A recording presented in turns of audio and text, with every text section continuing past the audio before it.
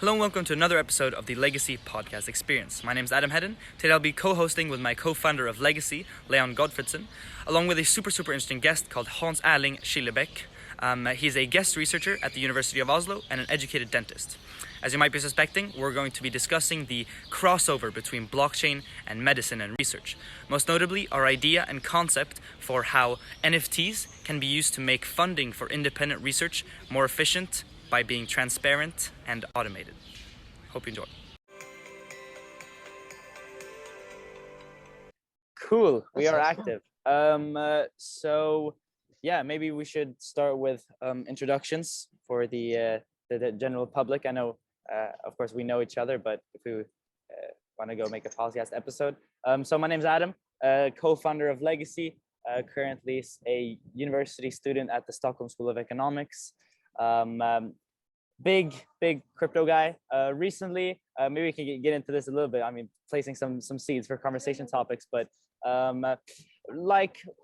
extremely into blockchain. Recently, been thinking a lot about the utility-based functions of blockchain and utility-based tokens. Low-key becoming a Bitcoin maxi. That's where I'll leave off. And of course, a huge fan of NFTs, and of course, extremely in the red right now. How about you guys? Want to go into a little bit of an introduction? I can give a quick introduction to myself as well. I'm the other co-founder of Legacy, currently on a gap year, doing all things important in a gap year. I've interned at a couple of hedge funds, gotten my bartending license, which I got today. Which is also very necessary, and my portfolio is also sadly in the red. But hey, that happens to everybody, But if we made it this far through the bear market, that's true. Then we're probably gonna stay for the rest of the time. You can make it anywhere. And also, low-key becoming a Bitcoin max. What a coincidence! And we have with us today an amazing guest. We appreciate so much for joining us, and we'll maybe get into the details of how we got to know each other, how we look at the future together. But Erling, if you want to give a little bit of an introduction to yourself as well. Yeah, of course.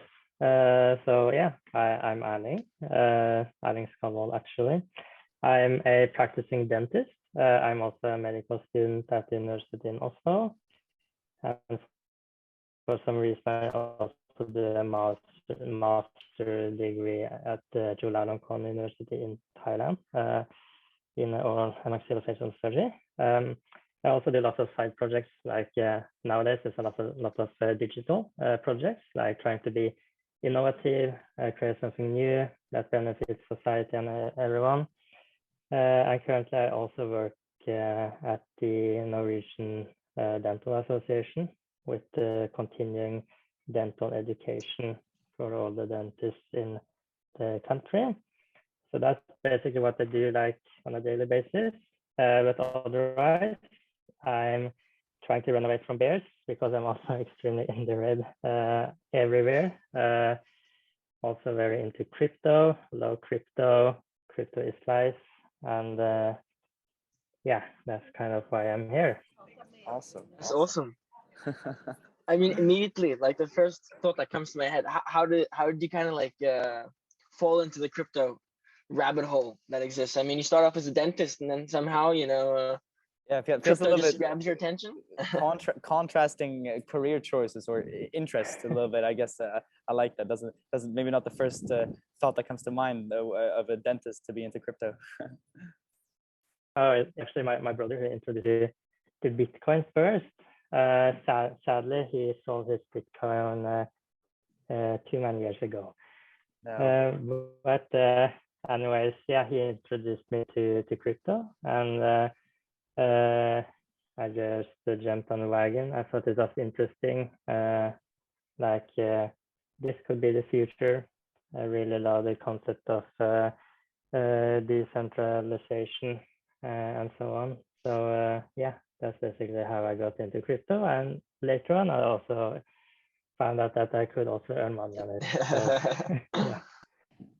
So initially, when yeah, exactly. But when you kind of joined into crypto, it wasn't from like a a pursuit of, mad gains. It's more so from a pursuit of just like, kind of maybe like feeding ideological purposes, because it's like you said, decentralization is such a huge part. Crypto in general is like reduces the barrier to entry into everything, or reduces the barrier to entry to lots of people who don't have access to traditional banking means. So you at least kind of came into it from like more of an ideological center, not from like a financial gains perspective. Yeah, absolutely. Yeah.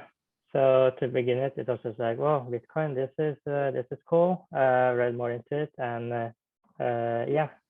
So I was kind of convinced that this is the way the future should be going. So I got really invested into the whole concept. I really believe that decentralization and the ability for people to make their own things happen through digital means, which can be reflected in society, is what is going to happen, and is the way it should be. Shouldn't be a centralized entity controlling regulating too much of things. Yeah, that's awesome. And I guess that's a perfect segue, actually. I mean, if we just want to jump ahead into how we, started getting together, and how the nature of our relationship. So as people of listening to us right now may or may not know, Legacy, the NFT project that Leon and I co-founded, are operating in a few different areas. The initial the main concept is to try and use NFTs to conduct charity in a more transparent way, allowing the public to actually get an accurate insight into how charities use money, and thus making it more efficient, using the public nature of the blockchain. And we were having, actually, I kind of forget the storyline. I forget the initial spark, but we how did we first meet? So like, what was the circumstance that we started talking? That was the first meeting, I guess, us three had. Yeah. Quite a while away, quite a while ago now, Yeah. at least. I mean, like, I guess the first like slightly more formal meeting of like a specific goal in mind. Oh, that was the creation of the group chat. That's how we all started meeting, essentially, just talking and bouncing ideas off each other. And then I guess we kind of came to the slightly more solid meeting when we had a quick introduction to blockchain for everybody else that was in that meeting as well. It was a cool meeting as well, and that kind of like leads into the idea where you said that utilities is kind of something that's important for you in the crypto sphere, which is kind of something that we're trying to push into the market as well, or push into the market, but try to make like a typical standard for people. Is that just that, there's utilities associated with these projects, and that was something that you really cool when we were having that discussion of decentralizing essentially funding for research papers, which is a great idea. At least we think, maybe slightly biased as well. we can like stop and just like clarify, or like pause a little bit on the fact that that was the nature of our relationship, is to now we started out with the initial purpose of Legacy, and as we started talking, given your relationship, your position in the medical world, and knowing the things you do, we started thinking and talking about the potential to apply a similar methodology of using NFTs to fundraise something, where instead of using NFTs to fundraise charity, we started thinking about the potential to apply the same methodology for research, where essentially we want to conduct or help people conduct fundraising that would provide an alternative path to the legacy structure, legacy in the sense like the structure as it is now, of the current research system, where, as Erling, you maybe want to talk about later, are involved in a I know just one of, you probably are involved in many, but a research project where, for example, the structure to get funding for that is about as centralized as it gets. One big party making decisions for everybody, and thus leading to a lot of inefficiency. And what's it called? Yeah, we wanted to see if we could apply a similar method where we want to give the power to the individuals to fundraise and conduct their own operations that's not controlled by this inefficient central entity. Yeah, so if you want to go into that a little bit, so if we want to segue into the nature of the relationship, Erling, maybe start off like a medical standpoint, just to get a practical perspective on how it works with the like research funding. How do you, like the normal way, get funding for research or for medicinal practices? Yeah, of course, it's different from country to country. It's kind of different on how you get funding for your research. However, in Norway, the research is mostly financed through public means, as in the government has placed most of the regulations and provide most of the funding. I believe that there's 47% of the funding is from the public sector, less than 40% from private means, or like the næringslivet, as you call it. Then from abroad, there's like less than 10% and 5% from other sources within Norway. So most of it is from public means, and it's mostly from the Research Council, which now recently actually has been in a lot of trouble. They used way too much money, and actually they are in lack of 275 million this year, 1.9 billion next year, and 2.9 billion in 2 years. Damn. Which means that they will have to cut down on the quantity and perhaps quality of research projects in the upcoming years. This is very unfortunate, and that's kind of what happened when you have one dominating means of funding most research projects in a nation. And otherwise, if you don't get funding from the Norwegian Research Council or Innovation Norway, which are the two main public sources, then you may get funding through a university that you might be affiliated with, but they have also very limited resources usually. And it's difficult for external researchers and researchers not affiliated with the proper PhD program, perhaps, to get the funding they would like to have from a university.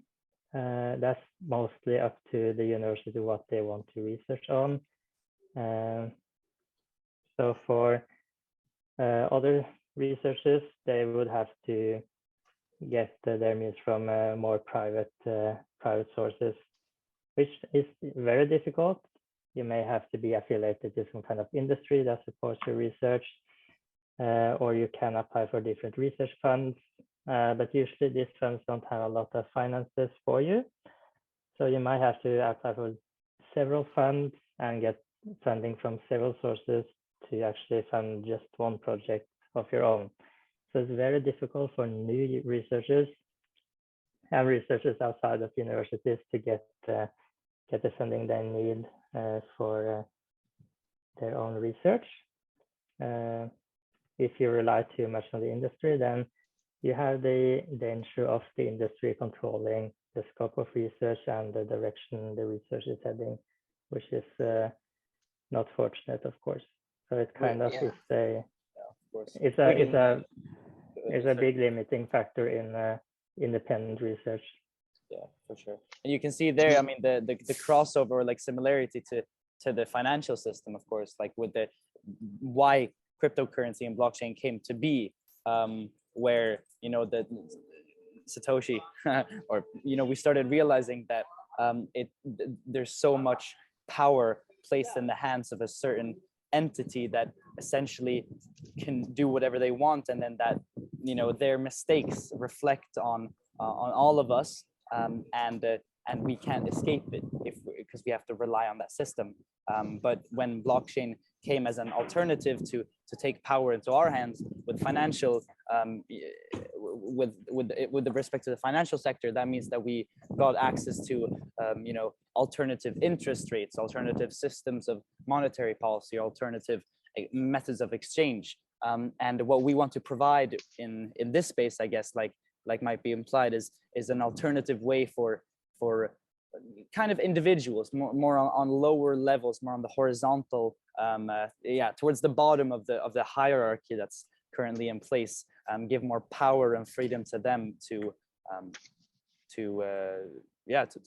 fundraise for their projects. I guess like through the centralized banking entities as well, they can kind of choose who they prioritize to help. And I guess this is kind of the same, for research papers. If across the board you have to go through some form of large entity, either the Norwegian health authorities or something along those lines, or a large private industry which is affiliated to the group, you have to go through them. And once again, if the some cancer company is producing cancer medication, they're making much money, they need to fund a research paper, they're not going to, potentially, hopefully not, but there's ethical breaches that happen every day. They might want to prioritize a research paper that has less chance of actually disproving their medication or something along those lines. So that's why crypto is so important, is because, like we said, it decentralizes. It's a force which equalizes for everybody. So all of a sudden you don't have to rely on one large company deciding that they're going to get most of the support, when instead maybe the best thing you can do is,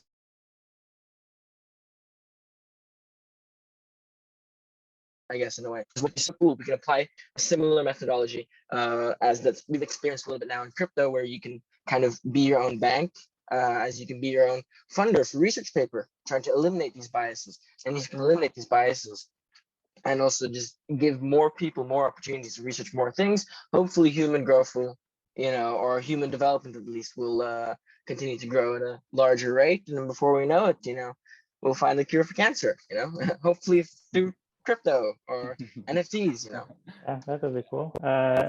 So something to point out though, the transparency in crypto is also a very positive thing to have, and the transparency is also expected to be present in research papers. Like if you do publish a research paper, you should, or you are encouraged to, you really should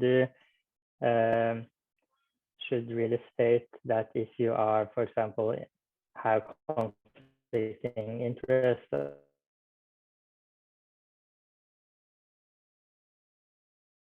state that in like you should. But so transparency is encouraged, but of course it's possible to hide the fact and don't do it at all. It's like trust and transparency that is expected to be present in the society of researchers, but you always have some bad apples, so you never know. And I have two questions with respect to that. Number one is, we talked about a little bit, but how much maybe in your perspective, what you've seen, what you have heard of, what you have experienced or have others that have experienced, the bias or potential politics that's involved with research papers funding, where, for example, like Leon said, if how much do we see that a certain cancer company is only going to fund research that kind of plays in their favor, or certain governments only mainly fund papers that are going to benefit their name, biases like that. How much do you see that happening? And question again, do you follow up, sorry, do you think that if we would have a completely transparent system of donations, where everybody was aware who was getting what from who at all times, you would always see which project is funding what, you can see what type of funding a government is doing, do you think that this completely public access to information would reduce the potential room for that bias, because it would make it, it would hopefully de-incentivize people to or entities to put themselves in positions where they're being biased, because they can be exposed a lot easier. Okay, to reply to the follow-up question first, because otherwise I would forget it. I really believe that by seeing where the funding goes, I think the research community would be a lot more, at least less biased and a lot more open, both for cooperation, but also for evaluating certain aspects of different research projects. Just to make a quick example, if researchers are able to see, for example, that these projects get funding from those sources and so on, it should be, I suspect it should be easier for similar research projects or researchers who feel like they could contribute to those projects to just get involved with them, accelerate the research, or even get funding from the same sources, since the research would be maybe similar in some ways. So in that perspective, I suppose it would open the possibility for a lot more researchers to get the funding they deserve, and for more cooperation, but also to be able to trust research more as well. If all that information is open for the masses easily, you would trust the research more. If someone doesn't state that, oh, I got this research from that company, and by the way, I'm also employed at that company, but I don't state it, then of course you may think twice before trusting that research or conclusion or whatever. So yeah, definitely knowledge is power, and transparent knowledge would be a very good thing for the common man, the masses, researchers, and everyone in general, I believe. Yes, because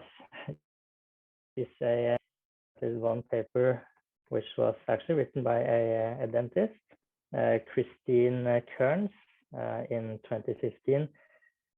She found a lot of old archives documenting how this sugar industry actually influenced the scientific and the research and different kind of health research institutions. So through those documents, she could actually see that the sugar industry did lobbying. They paid researchers, it funded research to paint sugar in a positive light, and maybe blame, for example, fat and fatty food for diseases. We should be able to trust research. We already know that you can't always trust everyone in all instances. So yeah, definitely just to reinforce the notion of transparent knowledge, definitely. As for your first question, if I see biased stuff and such, I don't see so much in the research I read, but I'm very picky with the research papers I choose.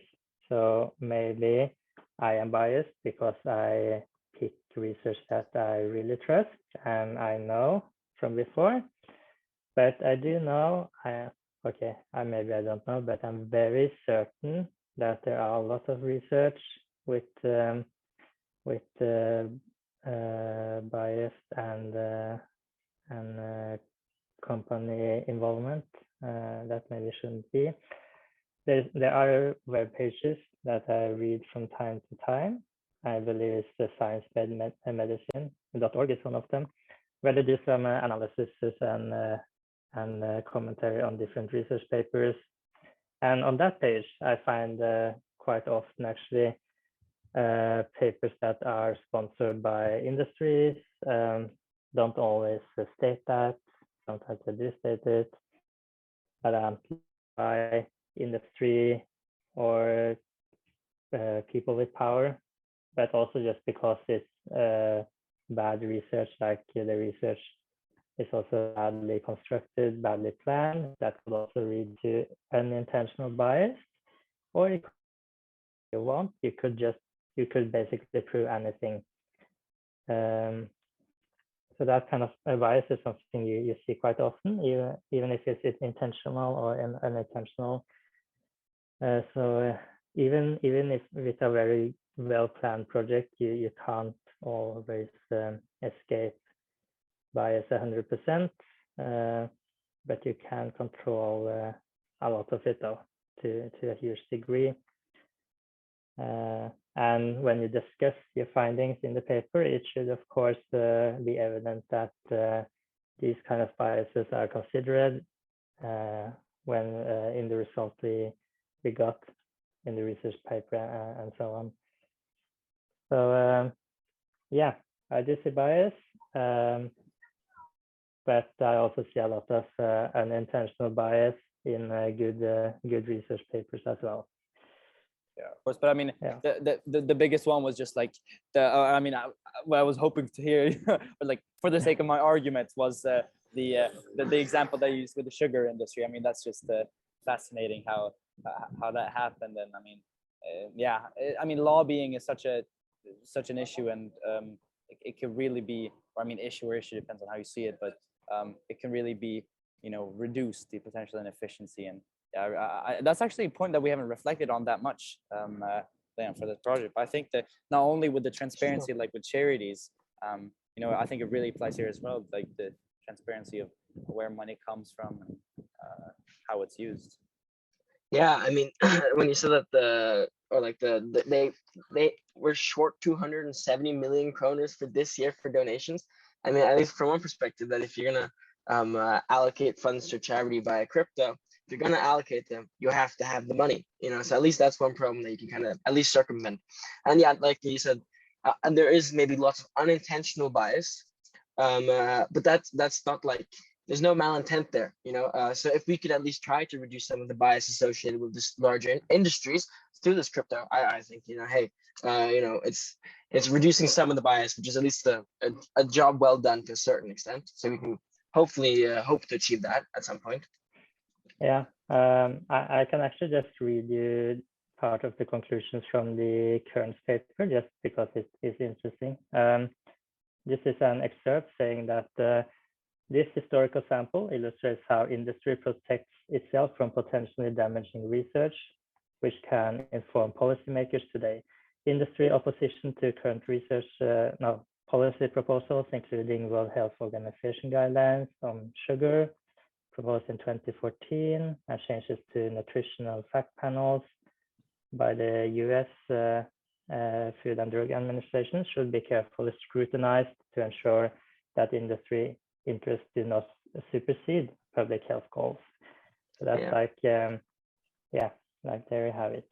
It happened. I mean, you see on like food products, they always advocate for low fat, low fat cereal, low fat milk, low fat everything. It's like one research paper that was funded in one way, which has now caused this huge, I guess, ignorance to an extent in society of sugar, and that's America has a huge obesity rates, and it's because of this research. So hopefully, I guess, unbiased research, at least unbiased from an industrial standpoint, which is so focused on profits and gains, would lead to just better education, better health overall. So it's a cool idea, just a matter of execution. Yeah, and on the point of on the point of unbiased and biased research, of course, if, as like directly, hopefully, if you would have a transparent framework for allocating funds to research, when you have eyes upon you, you're incentivized to not do intentional bias. But in my mind also, if you would be able to map out kind of how funding is structured, maybe there would be some space for analysis to potentially reduce unintentional bias as well. Because I mean, then if someone were to be like, like analyze a data set that would that would analyze how, for example, if you were to look at a government, if they were supplying what's it called, or if you look at different projects and how they're funded, if you had a transparent data set that could show which types of projects are being funded with what, you can then see clearly which types of projects, which types of industries are more funded than and which ones are less. And then I'm guessing that through some analysis you can probably determine if, do we want this amount of funding to go to these certain industries or like areas, or do we want to reduce that? So I think that having a level playing field with regards to data, like that's open and transparent, I think could actually indirectly as well, maybe at least reduce unintentional bias. But of course that would mean that it would like have to be like everybody would have to do it. So that's a very far step in the future, but I'm thinking that potentially could be done. For sure. Very nice. Really interesting. Yeah, super interesting. That's a good point of the transparency. Yeah, we hadn't really thought about that. No, exactly. That makes a lot of sense, actually. I mean, one cool point as well is just the fact that if you manage to like give more people the opportunity to research their projects, I mean, the Pareto efficiency, 20% of causes account for 80% of effect. So, just at the fact that, maybe not all research papers will get funded, but some of them will, and hopefully some of them will be a part of that 20%, which cause 80% of the effect. So, it's like a knock-on effect. Eventually, just more and more people will get access to better research. And I mean, that's like why it'd be so cool if we could actually manage to fund some form of research paper through NFTs, which would be transparent and decentralized, to kind of show to communities and charities and I guess just donation world in general that it's possible to do this from other means that aren't centralized. And all of a sudden, this is like thinking way into the future, but eventually, hopefully, if most research papers are funded through decentralized entities, then we do get rid of that bias, and then everything does become more efficient, and everybody does manage to find that good research, which does help people. I mean, I guess that's exactly what we kind of want to start trying to do now with the Africa project. Yeah, exactly. No, exactly. Yeah, I think, I mean, has a lot of potential, and I mean, of course, like it'll be most efficient when everybody does it.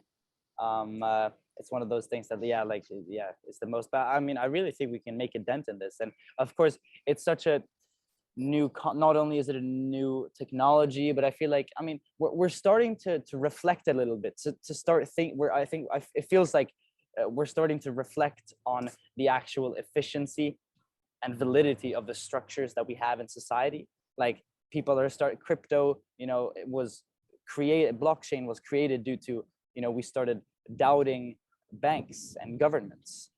So we wanted to, we realized we were giving a lot of power to these people that, we didn't really see what they were doing with our money. And I think, yes, I mean, same thing as the example you said for Erling, with where we're starting to doubt the centralized institutions that control the things in society. People are starting to doubt the organizations that allocate funds to research projects. So it feels like a natural wave, and I think that the timing is right for something like at least like this to happen. So someone's probably gonna try and do it at some point. Hopefully that will be us.